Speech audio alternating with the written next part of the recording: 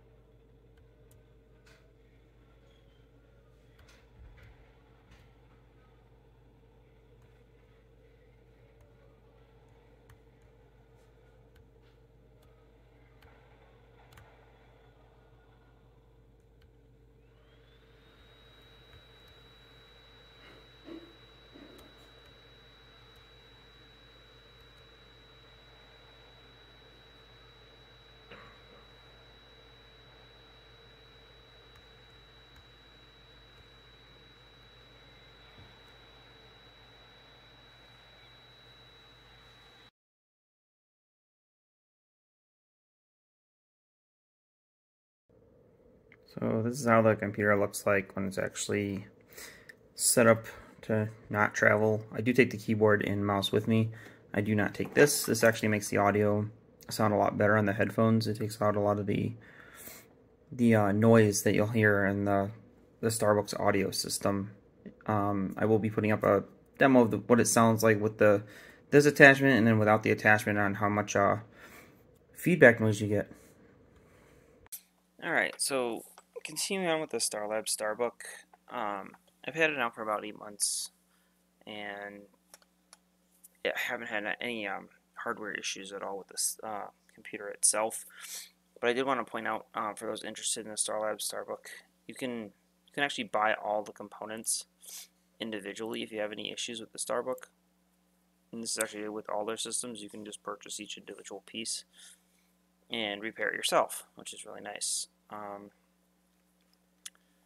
And I'm hoping they'll maybe release kind of like what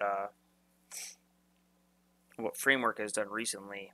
I hope they release the 12th gen where you can just switch out the main board. That'd be pretty cool if they do the same thing, because that actually saves a lot of money if you want to upgrade as well. Everything is fully serviceable on this computer. And like I said, I showed the around after 8 months of usage. It still looks brand new. I mean, it's worked perfectly for me, and I take it everywhere I go. This Starlabs Starbook is my main PC at this time. I know I have the Dev 1. The Dev 1 it's used quite often, but it's not used as often as my Starlabs Starbook. Okay, just going into some of the features. I do have the 1165 G7 model. So that's the information on the 1165 G7 processor. Alright.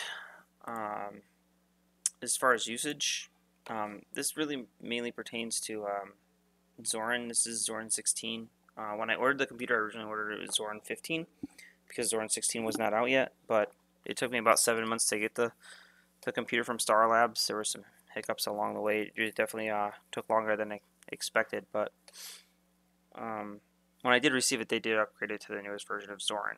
So I hadn't used that version, so it took me some getting used to compared to Zorin 15, especially because, you know, that was really quite different as far as the graphical user interface. I mean, once you get into a command prompt, everything in Linux is basically the same, but the user interface is quite different in 16 compared to 15. But this is the basic usage. Like I said, I am using a little bit more memory than it does from the get-go because I am running, of course, OBS Studio and some terminals. But normally when it's just at idle fresh boot, you're using about 1 gig. Right now I'm using like 2, but it's pretty standard Even in my strongest workloads, I don't use more than 9 gigs. I mean, that's when I have, I'm compiling code. I got Visual Studio Code open, which takes up 1,000,000 gigs of RAM.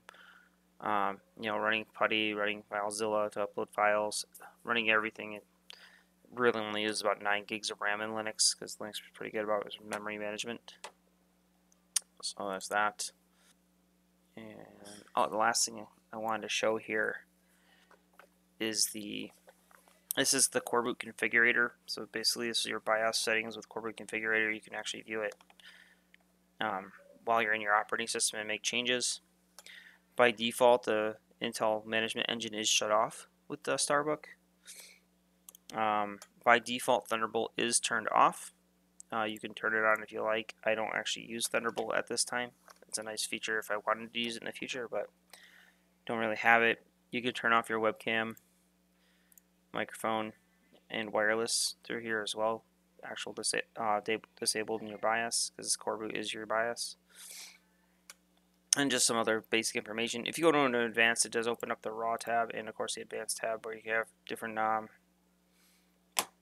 settings. The advanced tab does show up without the advanced mode turned on. It doesn't actually go to the tab. And then the raw, it just gives you more of a table view of everything in Coreboot configurator.